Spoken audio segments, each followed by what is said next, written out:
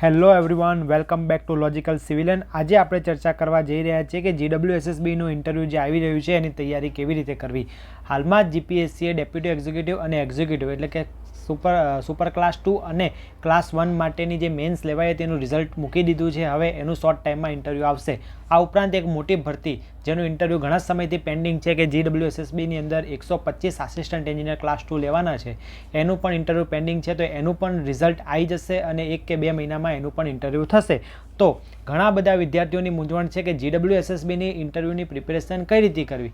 મૂંઝવણ 100% થાય, કારણ કે અત્યાર સુધી GWSSBના ઇન્ટરવ્યૂ GPSCએ ખૂબ ઓછા લીધા છે. એટલે લોકો પાસે એટલા ક્વેશ્ચન નથી કે જેથી એનાલિસિસ કરી શકે અને એના વિશે આઈડિયા લઈ શકે કે આ રીતે પ્રોપર વે છે કે આપણે એને ઇન્ટરવ્યૂની તૈયારી કરી શકીએ.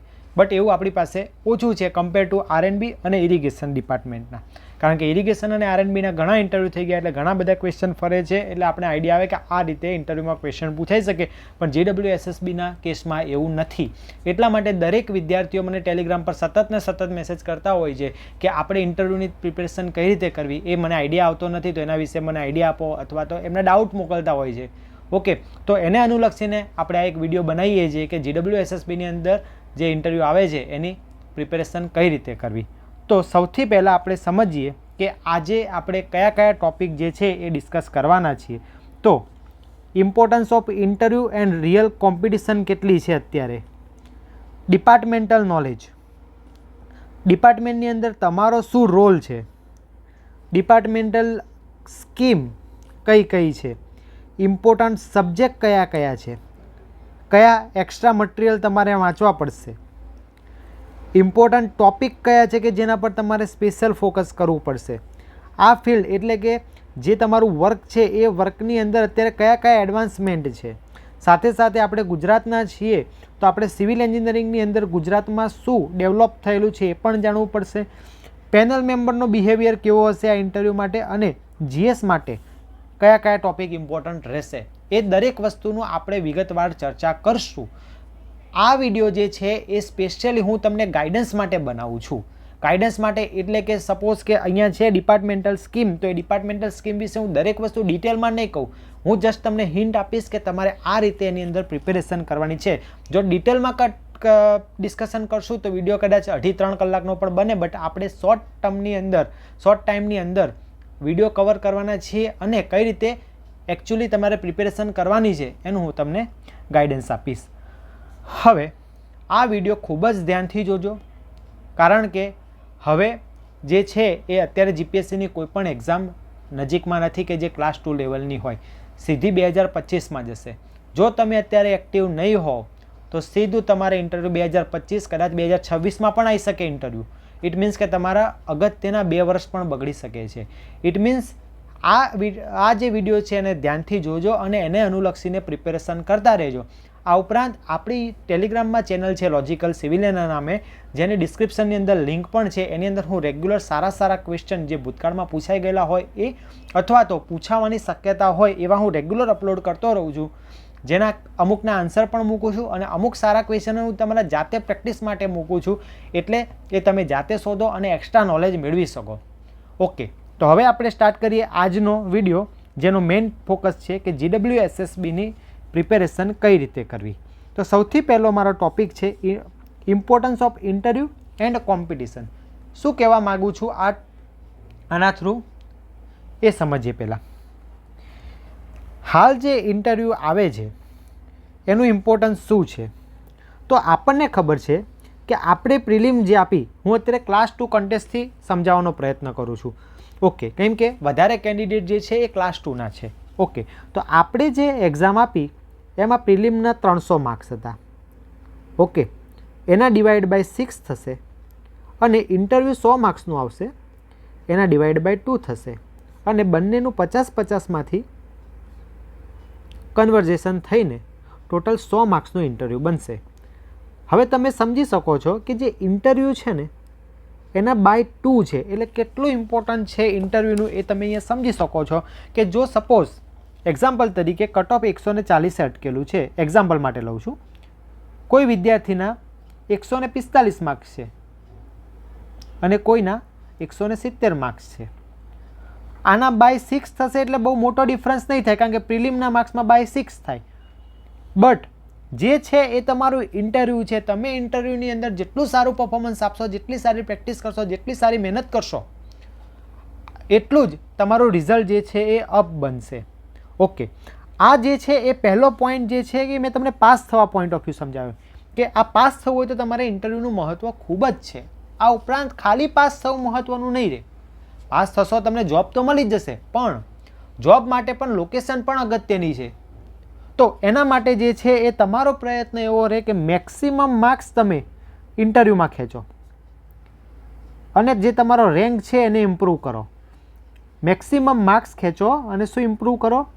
રેન્ક ઇમ્પ્રૂવ કરો, જેથી તમને તમારું મનગમતું પોસ્ટિંગ પણ મળી રહે, જેથી તમને કામ કરવાની મજા આવે ને તમારો સારો એવો ગ્રોથ થઈ શકે. ઓકે, જોબનું તો મહત્ત્વ છે જ. છેવટે કોઈ બી રેન્ક આવે તો તમારે જ્યાં મળે ત્યાં જવાનું જ છે. પણ તમે હું શું કહેવા માગું છું એ સમજી શકતા હશો કે જો સારા માર્ક્સ હશે તો તમને સારું પોસ્ટિંગ મળશે, કારણ કે rank wise posting last time થયેલા છે. તો આ વખતે પણ એ રીતે થઈ શકે એમ છે. ઓકે, નેક્સ્ટ પોઈન્ટ શું લખ્યું છે મેં કે રિયલમાં અત્યારે કોમ્પિટિશન કેવી છે. તો સમજો આ ઇન્ટરવ્યૂની ઓપોર્ચ્યુનિટી કેમ ના છોડવી જોઈએ, કારણ કે આ ઇન્ટરવ્યૂ પહેલાં હમણાં જ રિસન્ટલી આરએનબીનું ઇન્ટરવ્યૂ પતી ગયું. આ ઉપરાંત એના પહેલાં નર્મદામાં ઇન્ટરવ્યૂ પણ પતી ગયું અને એના પોસ્ટિંગ પણ મળી ગયા. ઇટ મીન્સ કે વચ્ચેથી સારા કેન્ડિડેટ ઘણા એવા નીકળી જશે. અમુક આવશે કે જે ફરીથી પણ ઇન્ટરવ્યૂ આપશે, અમુક રેન્ક માટે આવશે, તો અમુક પોસ્ટિંગ માટે આવશે. પણ એવા 4-5 હશે ગણીને કે જે આ રીતે આવશે. બરાબર, એ એમની ચોઈસ છે. આમ તો ના જ આવવું જોઈએ, પણ એવા કેટલાય વિદ્યાર્થીઓ વચ્ચે આવશે. ઓકે, હવે આ જે ઇન્ટરવ્યૂ છે એની અંદર અગત્યના આરએનબીના અને ઇરિગેશનના એમ અમુક સારા કેન્ડિડેટો નીકળી જશે. એટલે સીધી 100થી 150 અથવા 200 લોકો જે છે એ સારા કેન્ડિડેટ નીકળી જશે. એટલે જે રિમેનિંગ કેન્ડિડેટ છે એના લાગવાના ચાન્સીસ ખૂબ જ વધી જશે. બટ એના માટે તમારે કોઈ પણ ઇન્ટરવ્યૂના રિઝલ્ટની વેઇટ કરવાની નથી કે કોઈ પણ પ્રિલિમના રિઝલ્ટની વેઇટ કરવાની નથી કે રિઝલ્ટ આવશે પછી હું તૈયારી કરીશ. બીજું, ઘણા વિદ્યાર્થીઓને એવા પ્રશ્ન આવે કે હું સિનિયર સર્વેની તૈયારી કરું, પ્લાનિંગ આસિસ્ટન્ટમાં લાગી ગયા છે, તો લોકો પૂછે છે કે મારે GWSSBની તૈયારી કરવી જોઈએ કે ના કરવી જોઈએ. તો સ્વાભાવિક છે, એ તમારી ચોઈસ છે કે તમારે શું વાંચવું શું નહીં.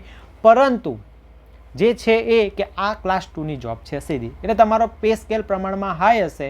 એ પે સ્કેલને જોઈને પણ તમારે પ્રિપેરેશન કરવું જોઈએ. અને બીજું કે ડિપાર્ટમેન્ટનું કામ જે છે એ પીવાનું પાણી પહોંચાડવાનું છે દરેક જગ્યાએ. તો ઇટ મીન્સ કે તમને સારું કામ કરવાનો મોકો મળે એવું ડિપાર્ટમેન્ટ છે, તો તમારે આ કામ બહુ સારી રીતે કરવું જોઈએ. એ હેતુથી પણ તમારે પ્રિપેરેશન સારી રીતે કરવી જોઈએ. ઓકે, તો આ વસ્તુથી તમને આઈડિયા આવી ગયો કે હું પહેલો ટોપિક શું કહેવા માંગતો હતો. ઇન્ટરવ્યૂનું ઇમ્પોર્ટન્સ છે કે તમને સારું પોસ્ટિંગ પણ મળી શકશે અને તમે જે રિયલ ટાઈપ કોમ્પિટિશન છે અત્યારે એને પણ તમે બીટ કરી શકશો જો તમે અત્યારથી એક્ટિવ રહેશો તો. હવે મેઇન ટોપિક પર આવીએ, ડિપાર્ટમેન્ટલ નોલેજ. તો સૌથી પહેલાં આપણને ખ્યાલ છે કે આપણે GWSSB ડિપાર્ટમેન્ટ માટે ઇન્ટરવ્યૂની પ્રિપેરેશન કરીએ છીએ. બટ એકચ્યુઅલમાં આ ડિપાર્ટમેન્ટ સાથે સંલગ્ન બીજા પણ ડિપાર્ટમેન્ટ છે. તો મેઇન ડિપાર્ટમેન્ટ જે છે એ Narmada water resources, water supply and culture department છે અને સાથે સાથે પબ્લિક હેલ્થ ડિપાર્ટમેન્ટ પણ છે. ઓકે, તો આ GWSSB જે છે એ આ ડિપાર્ટમેન્ટ માટે કામ કરે છે અને એ GWSSBને સંલગ્ન અમુક ડિપાર્ટમેન્ટ બીજા પણ છે, જેમ કે GWIL એન્ડ વાસ્મો, WASMO. GWIL એટલે શું? Gujarat water infrastructure limited. GWSSB એટલે Gujarat water supply and sewerage board and વાસ્મો એટલે water and sanitation management organisation. આ ત્રણ જે છે એ ભેગા મળીને આમ જોવા જઈએ તો GWSSB ડિપાર્ટમેન્ટની શું કરે છે? રચના કરે છે. ઓકે, હવે તમારે શું સમજવાનું છે? તો ડિપાર્ટમેન્ટલ નોલેજ કે આ ડિપાર્ટમેન્ટ જે છે એ કઈ રીતે વર્ક કરે છે. ચલો હું તમને એક્ઝામ્પલ આપું કે મારે કોઈ જગ્યાએ પાણી મોકલવાનું છે, એટલે હું શું કરીશ? સોર્સ પસંદ કરીશ અને સોર્સથી લઈને હું કમ્યુનિટી સુધી પાણી પહોંચાડીશ. સોર્સથી લઈને હું કમ્યુનિટી સુધી પાણી પહોંચાડીશ. બટ ડાયરેક્ટ પહોંચાડીશ ના. શું થશે? તો પહેલાં હું સોર્સથી લઈને પહેલાં મારું પાણી ક્યાં જશે? વોટર ટ્રીટમેન્ટ પ્લાન્ટ માટે જશે. વોટર ટ્રીટમેન્ટ પ્લાન્ટ સુધી પછી પાણી ક્યાં જશે? કોઈ પણ એક આપણે કોઈ એક વિલેજ લઈએ, સપોઝ કે કોઈ વિલેજ એક્સ છે, તો એ એક્સ વિલેજ સુધી પાણી જશે અને પછી શું થશે? એ વિલેજની અંદર ડિસ્ટ્રીબ્યુશન થશે અને દરેકે દરેક ઘર સુધી, એટલે આપણે એને કહીએ કે હાઉસ હોલ્ડ સુધી જશે. ઓકે, આ રીતે થાય. તો સમજો પહેલાં કે ત્રણ આ ડિપાર્ટમેન્ટને સંલગ્ન કોણ છે? GWIL. તો GWILનું કામ શું છે કે એ સોર્સથી લઈને WTP સુધી પાણી લઈ જશે. Bulk water supply. Bulk water સપ્લાયનું કામ કોનું છે? GWILનું. બલ્ક વોટર સપ્લાયનું કામ કોણ કરે છે? GWIL, Gujarat water infrastructure limited, જે સોર્સથી લઈને વોટર ટ્રીટમેન્ટ પ્લાન્ટ સુધી પાણી લઈ જાય છે. બલ્ક વોટર લેશે એટલે એની પાઇપલાઇનો પણ બલ્ક પાઇપલાઇન હશે, જથ્થામાં જ પાણી ઉપાડશે. એ વોટર જે છે એ ક્વોલિટી તમે ડાયરેક્ટ એને રો વોટર લીધું છે, એ રો વોટરનું ક્લીન કરશે અને એ વોટરને ક્લીન કરીને ક્યાં સુધી પહોંચાડવાનું કામ? વિલેજ સુધી પહોંચાડવાનું કામ. એકોર્ડિંગ ટુ દરેક વિલેજની ડિમાન્ડને અનુલક્ષીને ત્યાં સુધી પાણી પહોંચાડવાનું કામ કોનું છે? GWSSBનું, Gujarat water supply and sewerage બોર્ડનું. હવે વિલેજ સુધી પાણી પહોંચી ગયું. વિલેજની અંદર જે પણ વોટર ટેન્ક હશે, અંડરગ્રાઉન્ડ સમ્પ હશે, તો આ વિલેજની અંદર સમ્પ પ્લસ વોટર ટેન્ક એટલે એલિવેટેડ સ્ટોરેજ રિઝર્વોયર લખું છું, અહીંયા સુધી પાણી પહોંચી ગયું, પણ હજુ દરેક ઘર સુધી પાણી નથી પહોંચ્યું. તો એ વિલેજથી લઈને હાઉસ હોલ્ડની અંદર ઇન્ટર કનેક્શન માટેનું જે પણ કામ છે એ કોનું છે? વાસ્મોનું છે. તો આ વસ્તુ તમે સમજી ગયા કે ડિપાર્ટમેન્ટની અંદર શું થાય છે? સોર્સથી લઈને વોટર ટ્રીટમેન્ટ પ્લાન્ટ સુધી બલ્ક વોટર સપ્લાયનું કામ કોનું છે? ગુજરાત વોટર ઇન્ફ્રાસ્ટ્રક્ચર લિમિટેડનું. વોટર ટ્રીટમેન્ટ પ્લાન્ટમાં પાણીને ક્લીન કરીને વિલેજના સમ્પ અથવા ESR સુધી પહોંચાડવાનું કામ કોનું છે? Gujarat water supply and sewerage બોર્ડનું. અને એ પાણીને કે જે વિલેજ સુધી ઓલરેડી પહોંચી ગઈ છે એને દરેક ઘર સુધી પહોંચાડવાનું કામ કોનું છે? એ વાસ્મોનું છે. ઓકે, આમ પંચાયતનું છે, બટ એના પર નજર કોણ રાખવાની છે? વાસ્મોની નજર રાખવાની છે. ગામની અંદર આંતરિક કોઈ પ્રશ્ન આવશે તો એ GWSSBને નહીં કહે, પણ કોને કહેશે? વાસ્મોને કહેશે. તો આ ત્રણ ડિપાર્ટમેન્ટના મેઇન કામ થઈ ગયા. હવે આપણે ટોપિક ચાલી રહ્યો છે ડિપાર્ટમેન્ટલ નોલેજ. ડિપાર્ટમેન્ટની અંદર તમારે સપોઝ આપણે એક એક્ઝામ્પલ લઈ લઉં કે આપણે વાત કરીએ GWSSBની. તો GWSSBની અંદર કોણ કોણ ઇન્વોલ્વ હશે? તો સૌથી પહેલાં નીચેથી આપણે સમજવાનું, હું AA થી સ્ટાર્ટ કરું છું. તો સૌથી પહેલાં કોણ આવશે? AA એટલે કે એડિશનલ આસિસ્ટન્ટ એન્જિનિયર. એની ઉપર આસિસ્ટન્ટ એન્જિનિયર. એની ઉપર કોણ આવશે? DEE એટલે કે ડેપ્યુટી એક્ઝિક્યુટિવ એન્જિનિયર. એના પછી કોણ આવશે? Executive engineer. એના ઉપર કોણ આવે? Superintending engineer. એના ઉપર કોણ આવશે? CE આવશે. એના ઉપર કોણ આવશે? મેમ્બર સેક્રેટરી આવશે. અને એના ઉપર કોણ આવશે? સેક્રેટરી આવશે. આ રીતે ડિપાર્ટમેન્ટની અંદર હેરાર્કી છે. આ ઉપરાંત અલગ અલગ લેવલે અલગ અલગ ઓફિસ હોય, જેમ કે સબ ડિવિઝન હશે, પછી ડિવિઝન હશે, પછી ઝોન ઓફિસ હશે. આ રીતે અલગ અલગ ડિપાર્ટમેન્ટ જે છે એ અલગ અલગ લેવલ ઉપર અલગ અલગ અધિકારીઓ સાથે કામ કરતો હોય છે. તો તમારો રોલ એ તમારે આવી રીતે GWSSB, ત્યારબાદ GWIL, ત્યારબાદ WASMO એટલે કે વાસ્મો, આ દરેકની અંદર આ રીતની તમારે હેરાર્કી જે છે એ તમારે વાંચવાની છે અને તમને એના વિશે દરેકનો રોલ પણ તમને ખબર હોવી જોઈએ. તો તમારો પહેલો ટાસ્ક ડિપાર્ટમેન્ટલ નોલેજ, જેની અંદર ત્રણ મેઇન ડિપાર્ટમેન્ટ જે હતા GWSSB, GWIL અને વાસ્મો, એના વિશે GWSSB, GWIL, GWSSB એન્ડ વાસ્મો, આના વિશેની મેં તમને માહિતી આપી. સાથે સાથે ડિપાર્ટમેન્ટની હેરાર્કી, એના વિશે મેં તમને આઈડિયા આપ્યો. તો તમારે બાકીના જે ડિપાર્ટમેન્ટ છે GWIL અને વાસ્મો, એની પણ હેરાર્કી જાણવાની અને એને અનુલક્ષીને તમારી એક નોટ્સ પ્રિપેર કરવાની. હવે તમે અત્યારે કયા પોસ્ટ માટે જાઓ છો? ઘણા વિદ્યાર્થીઓ જે જોઈ રહ્યા હશે એ અત્યારે એક્ઝિક્યુટિવ એન્જિનિયર અથવા તો ડેપ્યુટી એક્ઝિક્યુટિવ એન્જિનિયર અથવા તો એ લોકો મને આસિસ્ટન્ટ એન્જિનિયર માટે જોઈ રહ્યા હશે, બરાબર. તો આ ડિપાર્ટમેન્ટમાં આ દરેક પોસ્ટ માટે શું રોલ છે, એમને કયા કયા કામ છે, એમની કઈ કઈ જવાબદારી છે, એના વિશે પણ તમને ઇન્ટરવ્યૂમાં ક્વેશ્ચન બનશે. અને સૌથી પહેલો ક્વેશ્ચન બનવાનો ચાન્સીસ આ જ છે કે તમે ડિપાર્ટમેન્ટમાં આવશો એટલે તમારું ત્યાં કામ શું છે, તો એના માટે તમારે પ્રિપેર રહેવું પડશે. હવે આ જે ડિસ્કશન છે આ ક્વેશ્ચનનું એ હું અત્યારે નથી કરતો, એનો હું એક આખો ડેડિકેટેડ વિડીયો બનાવી દઈશ અને એમાં હું ડિસ્કસ કરીશ કે આસિસ્ટન્ટ એન્જિનિયરનો શું રોલ છે ડિપાર્ટમેન્ટમાં. હવે નેક્સ્ટ ટોપિક શું લઈશું આપણે, ડિપાર્ટમેન્ટની અંદર કઈ કઈ સ્કીમ ચાલે છે, અથવા તો ડિપાર્ટમેન્ટ ભૂતકાળમાં કઈ સ્કીમ ચલાવતું, અત્યારે કઈ રીતે સ્કીમ ચલાવે છે, અથવા ડિપાર્ટમેન્ટ અત્યારે કઈ રીતે ચાલે છે. તો ડિપાર્ટમેન્ટને અથવા તો ડિપાર્ટમેન્ટને લગતી જે સ્કીમ છે એની અંદર અગત્યની સ્કીમની અંદર પહેલી એક છે જલ જીવન મિશન. હું બધી સ્કીમના નામ તમારે જાતે જ સર્ચ કરવાનું છે. જો મિત્રો, એક ખાસ અગત્યની સૂચના, ઘણા વિદ્યાર્થીઓ મને ટેલિગ્રામમાં પણ કહેતા હોય છે કે જે તમે ક્વેશ્ચન મૂકો છો એનો આન્સર આપો, પણ મારું એ રીતનું માનવું છે કે જો ક્વેશ્ચન અને આન્સર જો બધું તૈયાર મળશે તો તમને એક વખત એ ક્વેશ્ચન આવડી જશે, પણ એનાથી બનનારો કાઉન્ટર ક્વેશ્ચન તમને કોઈ દિવસ નહીં આવડે. એટલે હંમેશા શોધવાનું બધું તમારી જાતે જ રાખવું, કોઈના પર ડિપેન્ડ રહેવું નહીં.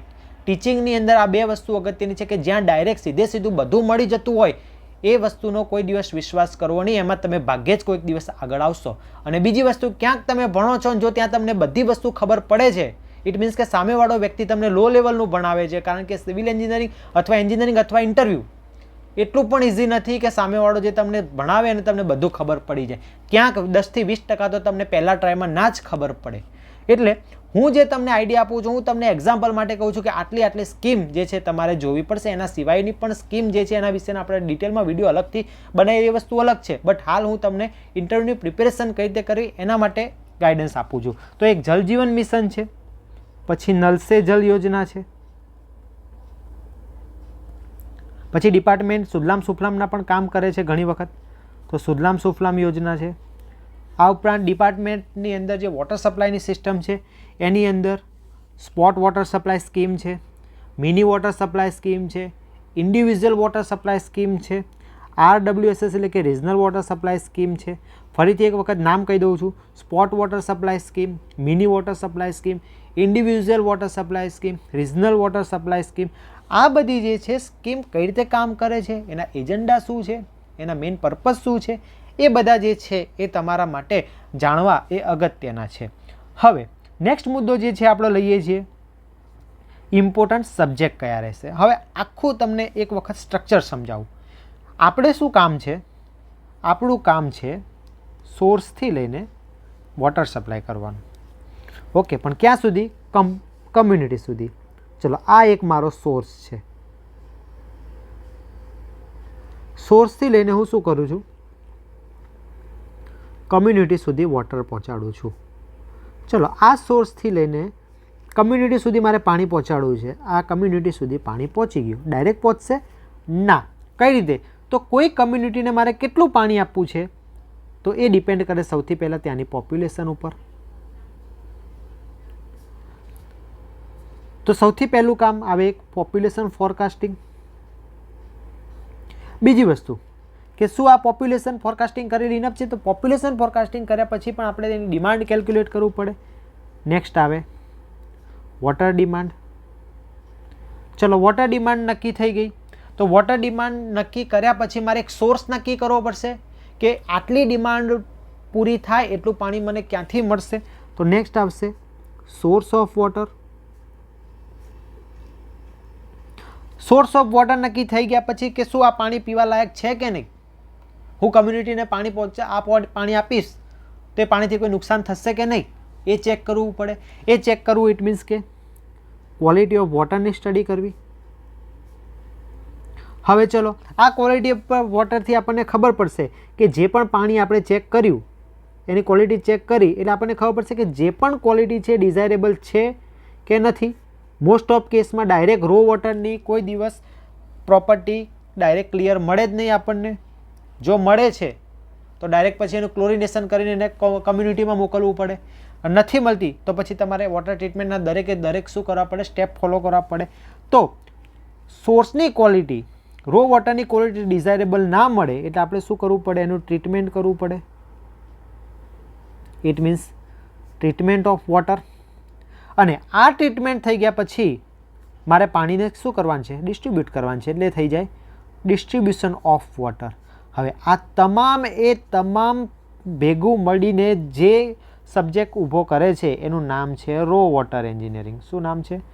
રો વોટર એન્જિનિયરિંગ અથવા તો વોટર સપ્લાય એન્જિનિયરિંગ.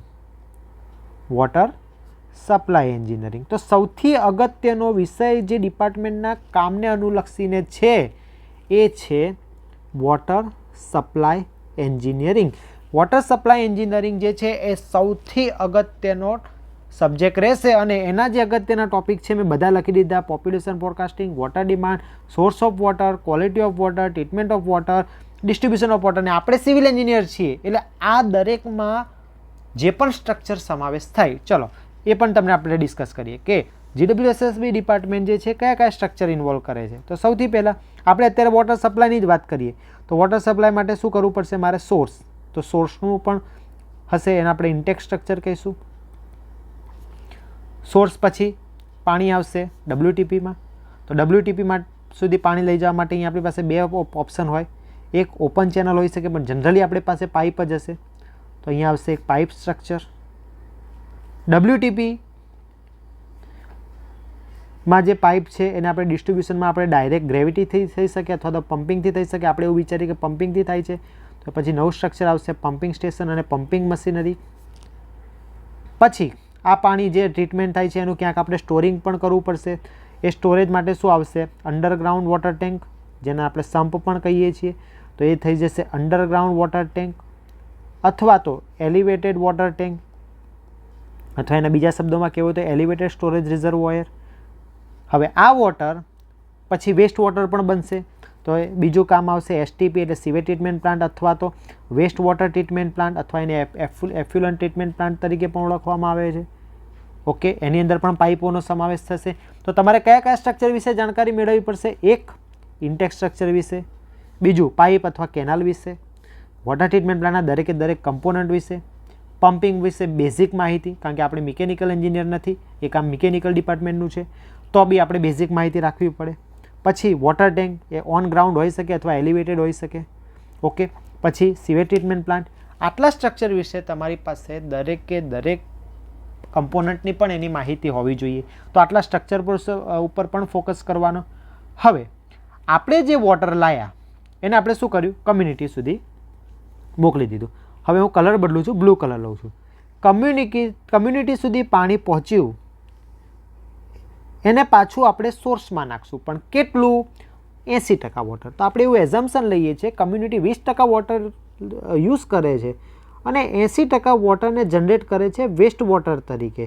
તો એ વેસ્ટ વોટરનું પ્રોપર ટ્રીટમેન્ટ કરીને ફરીથી સોર્સમાં નાખવું, એની પાછળનું આખું એન્જિનિયરિંગ છે એને કહેવાય વેસ્ટ વોટર એન્જિનિયરિંગ. તો સૌથી પહેલો સબ્જેક્ટ આપણા માટે બને તો વોટર સપ્લાય એન્જિનિયરિંગ પ્લસ બીજો વેસ્ટ વોટર એન્જિનિયરિંગ અને સાથે હું એડ કરી દઉં પોલ્યુશન એન્જિનિયરિંગ.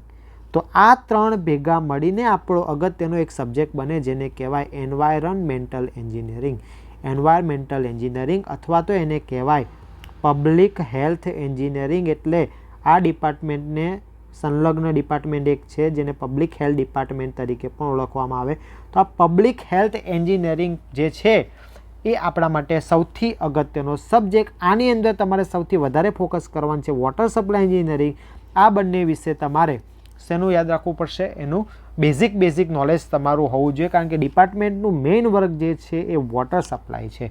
વેસ્ટ વોટરને એના માટે જનરલી એજન્સીઓ કામ કરતી હોય છે, પણ મેઇન વર્ક જે છે એવું નથી કે વેસ્ટ વોટર નથી કામનું, પણ જે ફોકસ રહેશે ઇન્ટરવ્યૂમાં, પાછળના ઇન્ટરવ્યૂના પ્રશ્નોના એક્સપિરિયન્સ પરથી એ વોટર સપ્લાય એન્જિનિયરિંગ વધારે રહેશે. આના વિશેની માહિતી તમારી પાસે પૂરતી હોવી જોઈએ. ચલો નેક્સ્ટ સબ્જેક્ટ, પહેલો સબ્જેક્ટ આપણો બની ગયો એન્વાયરમેન્ટલ એન્જિનિયરિંગ. પછી આપણે વાત કરીએ બીજો. હવે આપણે શું કરીએ છીએ, સોર્સ તરીકે લઈએ છીએ જનરલી કેનાલ અને ડેમ. તો કેનાલ અને ડેમ જે ઇન્વોલ્વ થાય એ સબ્જેક્ટ આપણો કયો, વોટર રિસોર્સિસ એન્જિનિયરિંગ. એટલે અહીંયા આપણે નામ આપી દઈશું સબ્જેક્ટ બીજો હાઇડ્રોલોજી પ્લસ ઇરિગેશન એન્જિનિયરિંગ. તો આ બીજો સબ્જેક્ટ છે. તમે કોઈ પણ કેન્ડિડેટ જે ભૂતકાળમાં પાસ થયા છે એ દર 5માંથી એક કેન્ડિડેટ એમ કહેશે કે મારું 50% કરતાં વધારે ઇન્ટરવ્યૂ હાઇડ્રોલોજી ઇરિગેશનમાં રહ્યું હતું. તમારે પૂછવું હોય તો પૂછી લેજો. કેમ? તો એના કારણે કારણ કે આપણો સોર્સ જે છે એ કેનાલ અથવા તો ડેમ છે, અથવા તો ગ્રાઉન્ડ વોટર હશે. ગ્રાઉન્ડ વોટર હશે તો હાઇડ્રોલોજી, કેનાલ અથવા ડેમ હશે તો ઇરિગેશન અંડરમાં આવશે. તો ઇટ મીન્સ કે આ બે સબ્જેક્ટ પણ આપણા માટે ઇમ્પોર્ટન્ટ છે. ત્રીજો સબ્જેક્ટ આપણે મોકલીએ છીએ પાણી, એટલે પાણીને લગતો ત્રીજો સબ્જેક્ટ કયો આવશે? એક આવશે ફ્લુઇડ મિકેનિક્સ. એની અંદર સબ્જેક્ટની અંદર બેઝિક્સ માહિતી સાથે તમારી પાસે ડિટેલમાં તમારે આઈડિયા હોવો જોઈએ. એ છે પાઇપ ફ્લો એનાલિસિસનો.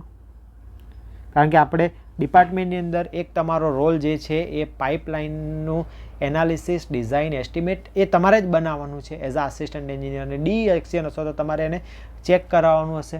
ઇટ મીન્સ કે તમારે પાઇપ ફ્લો ચેપ્ટર જે છે એ બહુ સારી રીતે વાંચીને બાકીનું આખા સબ્જેક્ટનું બેઝિક હોવું જોઈએ.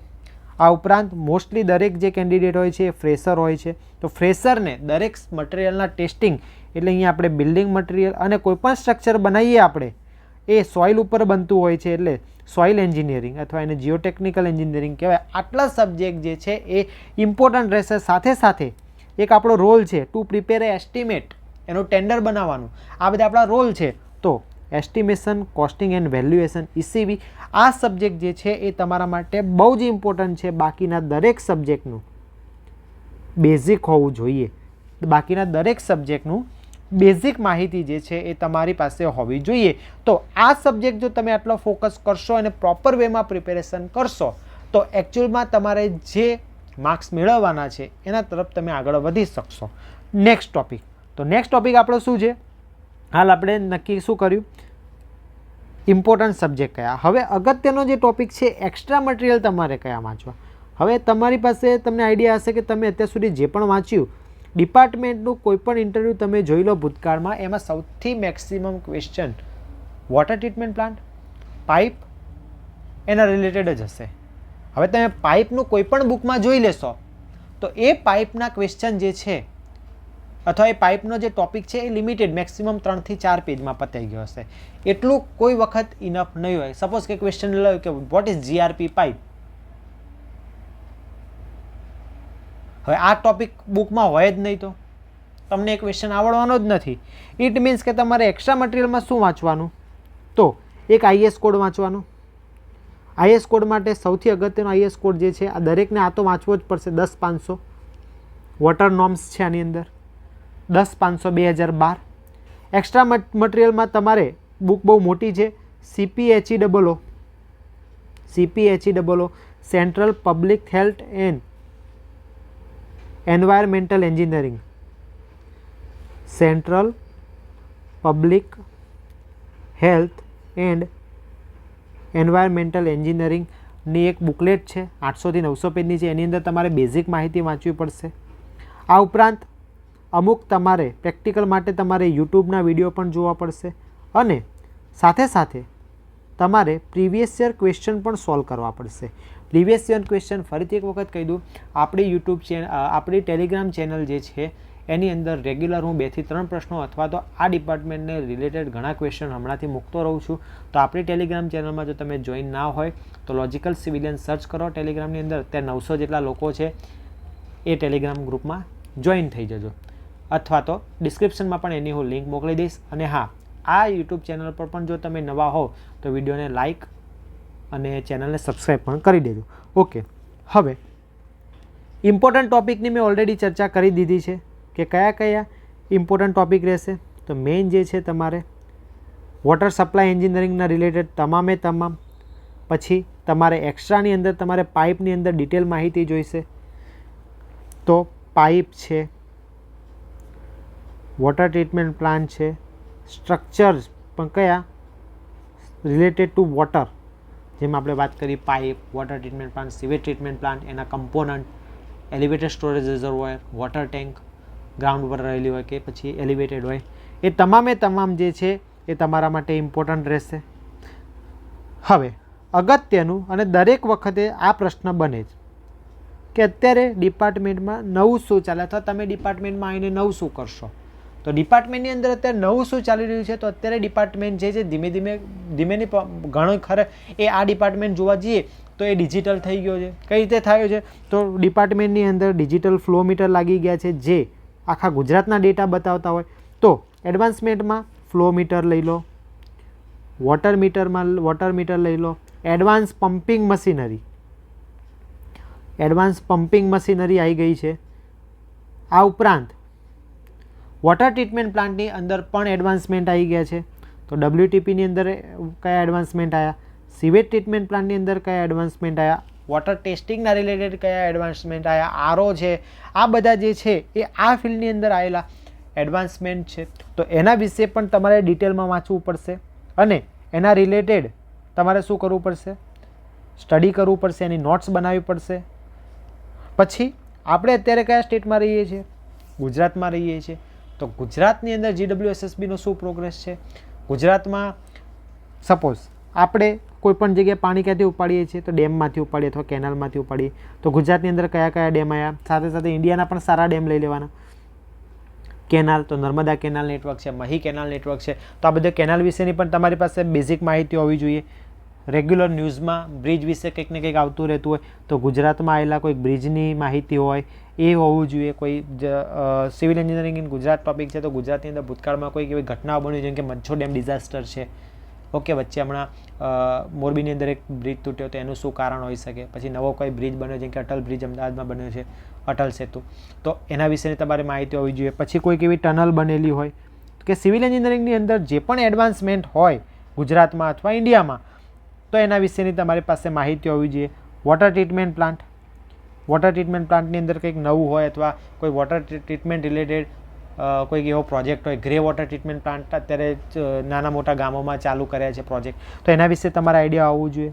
હવે જે અગત્યનું છે એ પેનલ મેમ્બરનો બિહેવિયર આ ઇન્ટરવ્યૂ માટે કેવો, આ જસ્ટ એક પ્રેડિક્શન છે કે આ રીતે તમે પ્રિપેરેશન કરશો તો આપણી પાસે પેનલ 1ની અંદર જે મેઇન મેમ્બર હશે, એક તમારી પાસે મેઇન મેમ્બર હશે, બીજું ડિપાર્ટમેન્ટના મેમ્બર હશે, ત્રીજા 2 પ્રોફેસર હશે એટલે કે પ્રોફેસર 1 અને પ્રોફેસર 2. આમ એક આખી પેનલ બનશે. તો જનરલી મેમ્બર 1 જે છે એ તમને વોટર છે એટલે બેઝિક્સ જે પણ પૂછશે એ મોસ્ટ ઓફલી ચાન્સીસ જે છે એ વોટર રિલેટેડ તમારે GS વાંચવું પડે.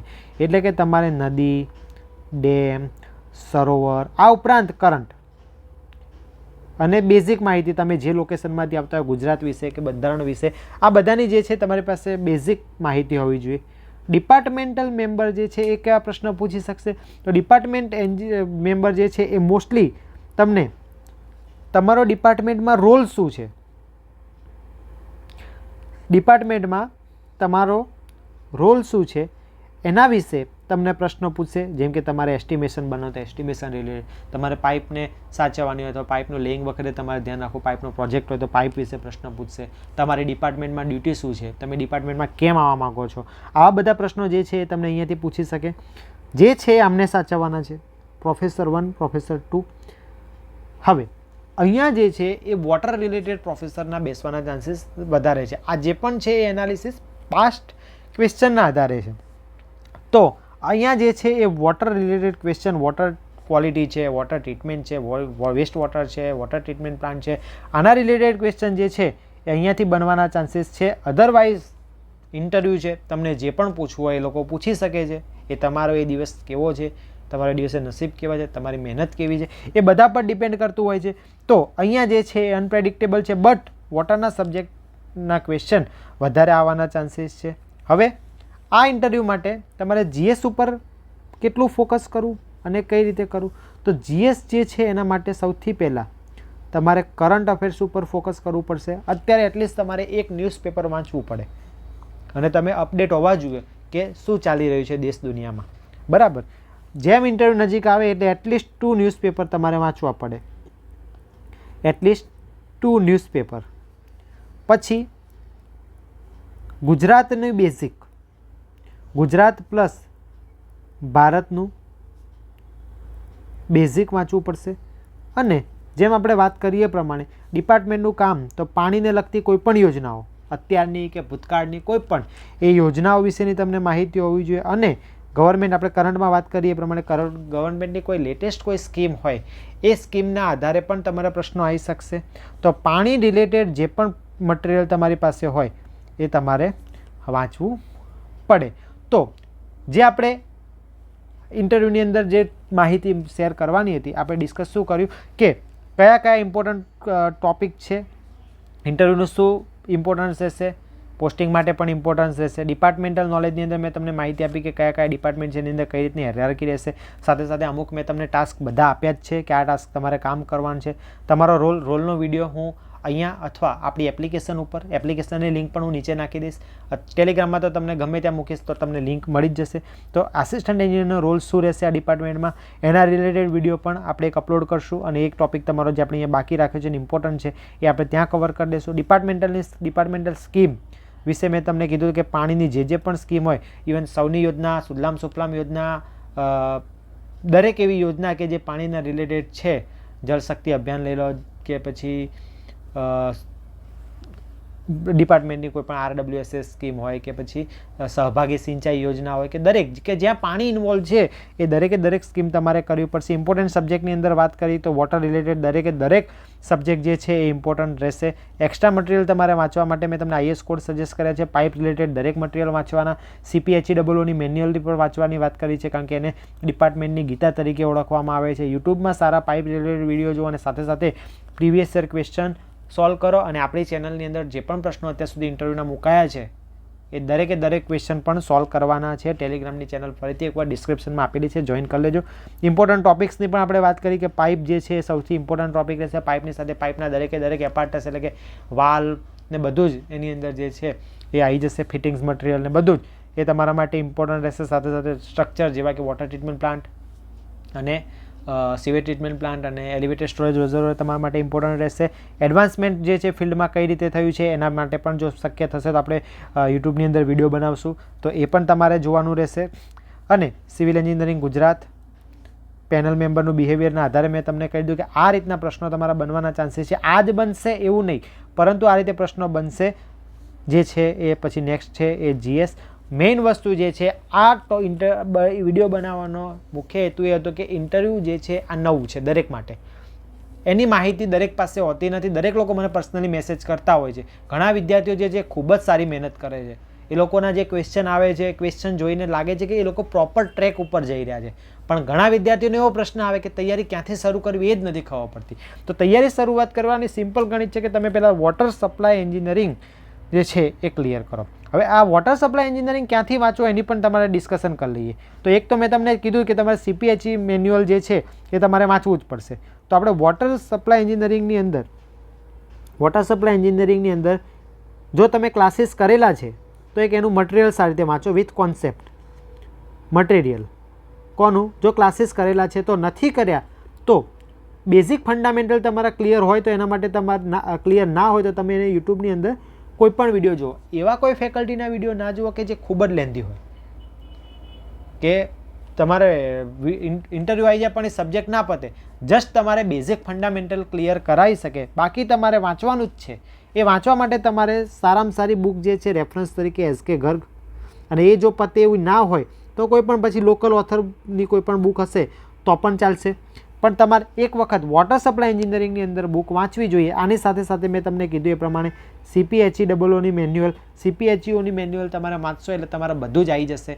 એ પણ છે અગત્યનું. સાથે સાથે અમુક IS કોડ વાંચવા પડશે અને pipe related material, pipe related દરેક વિડીયો અહીંયા અથવા એપ્લિકેશનમાં હું મૂકીશ. બરાબર, તો એ પણ તમારે જોવાના રહેશે. તો આ જે છે એ મેઇન SK ગર્ગ બુક જે છે એ વાંચવા જેવી છે. એક વખત વાંચો તમારો કોન્ફિડન્સ વધશે. અને પાઇપ રિલેટેડ મટીરિયલ ખાસ પાઇપ છે, વાલ છે, આ જે છે તમે વાંચશો પછી જ તમને કોન્ફિડન્સ આવશે કે તમારે કેટલું ઇન્ટરવ્યૂમાં માર્ક્સ અચીવ કરવા છે. મેઇન આ ટોપિક ઉપર રહેશે કારણ કે તમે પૂછાયેલા પ્રશ્નો જોશો દરેક વ્યક્તિને ઓછામાં ઓછા 5 પ્રશ્નો પૂછ્યા જશે પાઇપ રિલેટેડ અથવા વાલ રિલેટેડ કે ભાઈ HDPE પાઇપ શું છે, PVC પાઇપના ટાઈપ બોલો, GI પાઇપ શું છે, DI પાઇપ શું છે, બધા જ ટાઈપની પાઇપ. એર વાલનું કામ શું છે, સ્કોર વાલનું કામ શું છે, ઝીરો વેલોસિટી વાલ શું છે. બટ આ તમે વાંચ્યું જ નહીં હોય અને બુકમાં વાંચશો તો એકદમ લિમિટેડ હશે. એટલા માટે તમારે યુટ્યુબમાં સારા વિડીયો જોતા આપણી ચેનલ સાથે કનેક્ટેડ રહેજો. તમને ઘણો ફાયદો થશે. ઓકે, કારણ કે ઇન્ટરવ્યૂ પહેલાં હું ઘણા ટોપિક્સ ટેલિગ્રામમાં અથવા તો યુટ્યુબ થ્રુ કવર કરતો રહીશ. ઓકે, આના સિવાય જો તમને કોઈ પણ ક્વેશ્ચન હોય તો તમે કોમેન્ટમાં અથવા મને ટેલિગ્રામમાં પૂછી શકો છો. હું શ્યોરલી તમને એનો રિપ્લાય આપવાનો પ્રયત્ન કરીશ અને સારામાં સારો જવાબ તમને હું બનાવી આપીશ. ઓકે, જો આ વિડીયો જે છે એ મેક્સિમમ લોકો સુધી શેર કરો, જેથી દરેક લોકોને આઈડિયા આવે, દરેક લોકોને જોબની રિક્વાયરમેન્ટ હોય છે. આ ઉપરાંત જો કોઈ લાગી ગયેલો વિદ્યાર્થી જોતો હોય તો એટલીસ્ટ એક રિક્વેસ્ટ છે કે ક્યાંય કોઈની જગ્યા ના રોકતા, જેથી કોઈ એટલીસ્ટ તમે સેમ પોસ્ટ ઉપર હો તો, નીચેની પોસ્ટ ઉપર હોય તો વાંધો નથી કે તમે અપર પોસ્ટ માટે આવી શકો, પણ જો સેમ પોસ્ટ ઉપર છો તો દરેક જગ્યાએ કંઈક ને કંઈક તકલીફ રહેશે જ, કંઈક સારું કંઈક ખરાબ હશે જ. તો એટલા માટે તમે કોઈકની જગ્યા ના રોકતા, દરેકને જોબની રિક્વાયરમેન્ટ હોય જ છે. ઓકે, વિડીયો દરેક સુધી શેર કરજો. વિડીયો પર ચેનલ ઉપર નવા તો સબસ્ક્રાઈબ કરજો અને વિડીયોને લાઇક કરજો. જો કંઈ પણ સજેશન વિડીયો રિલેટેડ તમારે આપવા હોય તો પણ આપજો. વિડીયો ગમે તો લાઇક જરૂર કરજો, ના ગમે તો ડિસલાઇક પણ આપજો અને કોમેન્ટમાં સજેશન પણ આપજો. Okay, thank you so much for watching this video. Maximum લોકોને શેર કરો અને કંઈ પણ ડાઉટ હોય તો કોમેન્ટ કરો. વિડીયો સારો લાગે તો પણ કોમેન્ટ કરજો. જય હિન્દ.